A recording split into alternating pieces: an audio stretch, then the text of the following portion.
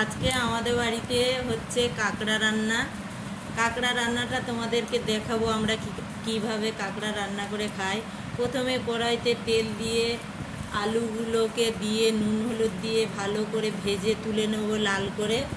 এই কাঁকড়াগুলো খুব সুন্দর খেতে লাগে আলু দিয়ে ঝাল করলে, তাই আজকে আলু দিয়ে ঝাল করছি। আলুগুলোকে ভেজে তুলে নিলাম, তারপর কাঁকড়াগুলোকে দিলাম, দিয়ে নুন হলুদ দিয়ে ভালো করে ভেজে তুলে নিলাম।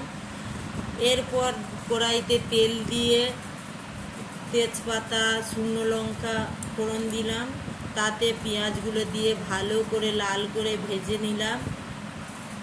লাল করে ভাজার পর বাটা মশলাগুলোকে দিয়ে দিলাম একে একে, নুন হলুদ জিরা গুঁড়ো দিয়ে ভালো করে কষিয়ে, তারপর টমেটোগুলোকে দিয়ে আরেকবার ভালো করে কষিয়ে একটু তেল ছেড়ে দিলে তার মধ্যে দিয়ে দিলাম ভেজে রাখা আলু কাঁকড়া। এরপর ভালো করে কষিয়ে মিক্সিতে যে মশলা লেগেছিল সেই মিক্সি ধোয়া জলটা দিয়ে দিলাম, তারপর জল দিয়ে ভালো করে ঢেকে দিলাম।